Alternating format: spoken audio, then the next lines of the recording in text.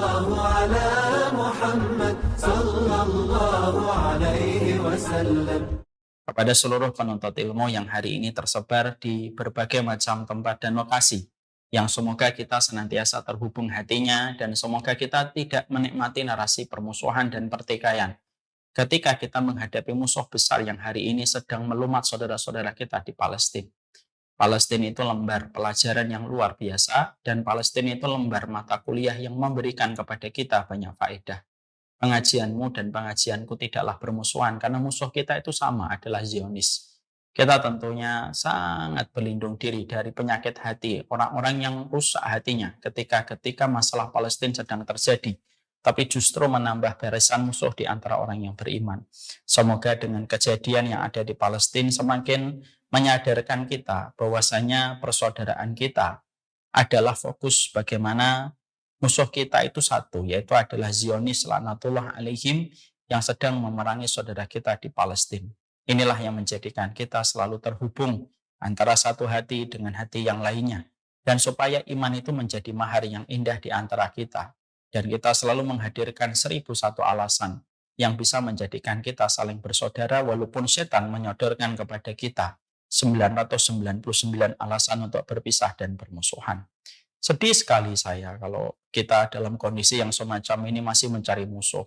Ada yang masih hobinya menghujat orang, ada yang hobinya menghancurkan kehormatan orang, ada hobinya yang meruncingkan perbedaan-perbedaan dan menikmati permusuhan yang semacam itu. Ada orang-orang yang mereka mengaku dirinya sunnah, tapi dengan begitu gampang dia menjatuhkan kehormatan orang, dia menyuarakan sesuatu yang kontraproduktif bagi apa yang sedang dihadapi saudara-saudara mereka di Palestina, itu sesuatu yang membuat kita sadar. Ternyata memang setan itu ada di sekitar manapun yang selalu membuat kita mencari permusuhan walaupun kita sudah diberikan pelajaran oleh Allah dengan satu pelajaran besar.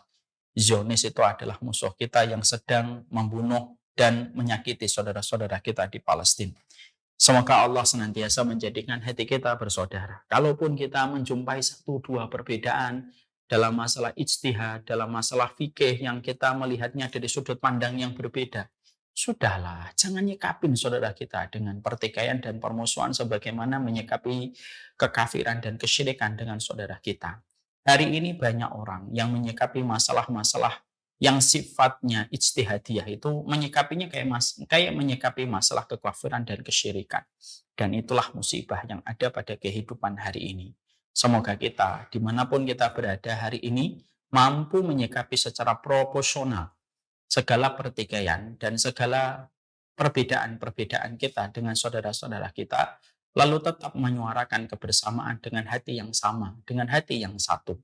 Bahwasanya, sekali lagi, fokuslah kepada musuh yang besar, yaitu adalah Zionis ketika hari ini mereka mencengkeram dunia, mampu membungkam dunia, mampu memperlihatkan kesombongan mereka untuk membunuh saudara-saudara kita di Palestina, dibantu dengan leluasa oleh Amerika, dibantu leluasa oleh Amerika, oleh Inggris, oleh Italia, oleh Perancis, seakan-akan mereka yang paling berat di atas muka bumi ini. Dan itu yang harusnya menjadi sorotan kita dan menjadi spotlight kita bahwasanya inilah yang menimpa kepada saudara kita di Palestina. Kalau dalam kondisi semacam ini kita masih sibuk bertengkar, sibuk menyalahkan, debat di Facebook, malulah kamu jadi seorang muslim. Alhamdulillah, tentunya kita senantiasa bersyukur kepada Allah atas seluruh nikmat yang Allah berikan kepada kita. Dan kita harapkan semoga ilmu yang kita peroleh membawa keberkahan kita. Keberkahan dari cara kita menilai sesuatu, dari cara kita berakhlak, dari cara kita bermuamalah kepada guru kita, bermuamalah kepada teman kita, dan bermuamalah kepada orang tua kita di dalam kita mendapatkan ilmu. Berapa banyak orang hari ini mereka belajar tetapi tidak mendapatkan keberkahan. Muamalah dia kepada guru sangatlah buruk sekali.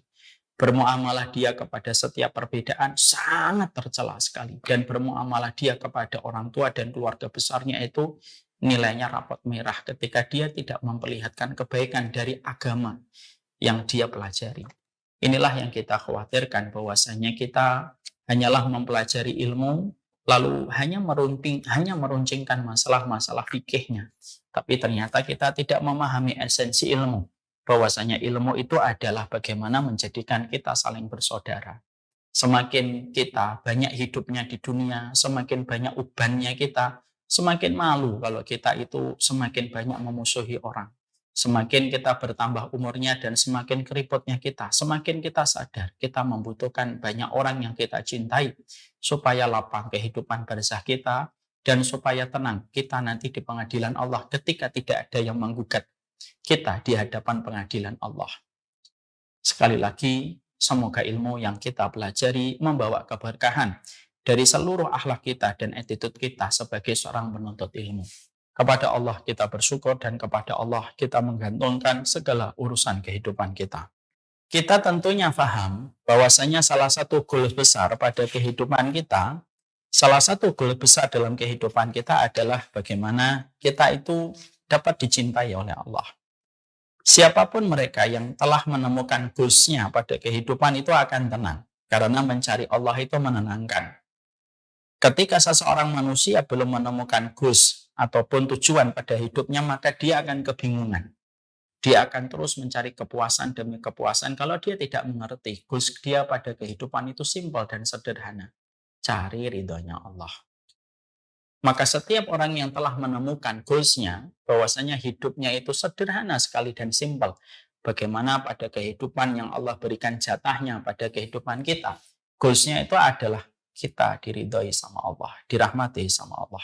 Maka tentunya segala apapun yang dilakukan itu menjadi rapi, terstruktur, segalanya mengarah kepada apa yang bisa kita harapkan untuk mendapatkan ridhonya Allah. Menikah untuk mendapatkan ridhonya Allah, punya anak untuk mendapatkan ridhonya Allah, bekerja untuk mendapatkan ridhonya Allah, bermuamalah untuk mendapatkan ridhonya Allah. Dan akhirnya orang yang telah menemukan goals-nya lalu merapikan perjalanan hidupnya, itulah orang-orang yang mereka beruntung kelak dalam kehidupan di akhirat. Karena goals yang tepat dengan kurikulum dan realisasi yang tepat, maka menjadikan seseorang itu mendapatkan rahmat. Berbeda kalau ada manusia pada kehidupan kita tidak mendapatkan dan tidak mengetahui goals-nya. Kalau kita pada kehidupan kita tidak menetapkan goals kita dan tidak menemukan goals kita, kita akan kebingungan. Kita merasa nanti goals kita hanyalah puncak karir kita. Akhirnya sepanjang hidup hanya mengejar karir. Ada yang menyangka goals-nya itu tenar, terkenal, famous, dan disukai banyak orang. Dan akhirnya yang dia kejar itu sepanjang hidupnya. Bukan semakin tenang, justru semakin gelisah pada hidupnya. Kalau goals-nya itu hanyalah ketenaran. Karena semakin tenar, semakin banyak harga yang harus dibayar. Ketika goals kita itu hanyalah kekayaan, maka tidak akan pernah ada cukupnya karena pasti kita akan diuji dengan rasa kecukupan yang semakin jauh. Maka itulah yang menjadikan kita paham. Iman Islam itu sederhana. Bahwasanya goals kita itu adalah mendapatkan ridho dari Allah dengan pembuktian yang kita berikan kepada Allah semata dan bukan pembuktian kita di hadapan manusia. Sesimpel itu dan sesederhana itu kehidupan kita sebagai hamba yang beriman. Ya. Makanya kalau kita sudah menetapkan goals kita, dihujat, dicela, santai kita tetap pada kehidupan kita. Karena kita tahu goals kita adalah mengarah kepada Sang Khalik yang menguasai alam semesta.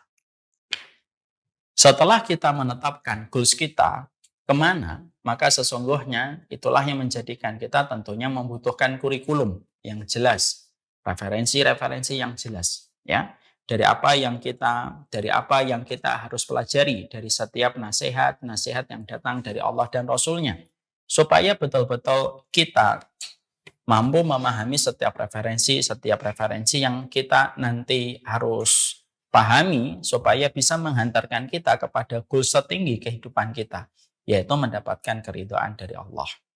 Berapa banyak manusia ketika menetapkan goals-nya menuju kepada Allah karena dia tidak memiliki referensi yang jelas, maka sesungguhnya akhirnya dia salah jalan dan salah petunjuk.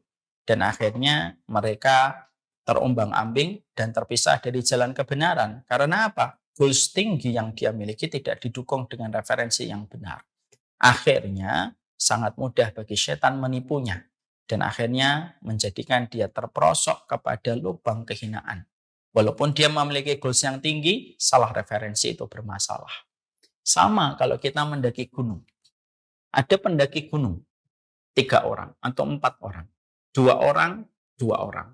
Ketika sama-sama ingin menuju kepada puncak gunung untuk mendapatkan indahnya sunrise ketika di waktu pagi. Maka 4 orang ini terbagi menjadi 2. Yang 2, dia mengikuti petunjuk dari kurir ataupun orang yang membantunya menuju ke atas. Dia mendengarkan rute dan arahan. Yang kedua, dia sok tahu dan mengatakan, saya tidak perlu. Saya cukup nanti melihat ke atas nanti sampai ke puncak. Apa yang terjadi pada 2 kelompok ini? 2 kelompok ini memiliki tujuan yang sama, tapi bisa jadi hasilnya berbeda. Yang 2 mungkin sampai ke puncak sebelum matahari terbit. Yang 2 mungkin tersesat, mungkin hilang di tengah belantara gunung. Dan bisa jadi mereka tidak sampai menikmati sunrise di waktu pagi ketika mereka kehilangan lokasi untuk menuju ke puncak. Dan itu yang kita ilustrasikan. Bahwasanya manusia ketika menuju kepada Allah itu pada dasarnya terbagi 2 kelompok besar. Ada yang ingin dapat ridhonya Allah, tapi mereka tidak mau membaca petunjuk, tidak mau membaca wasiatnya para ulama yang mengarahkan kita kepada petunjuk yang mengarah kepada ridhonya Allah. Ada yang mau membuka hatinya dengan referensi, dalil yang sahih, riwayat yang sahihah, supaya kita sampai kepada ridhonya Allah. Keduanya bisa jadi goalsnya sama tetapi hasilnya berbeda. Dan yang membedakan itu jalannya. Nah, inilah yang menjadikan kita paham, inilah yang menjadikan kita mengerti betul betapa pentingnya pada kehidupan kita untuk menetapkan perjalanan kita menuju kepada Allah dengan referensi yang jelas.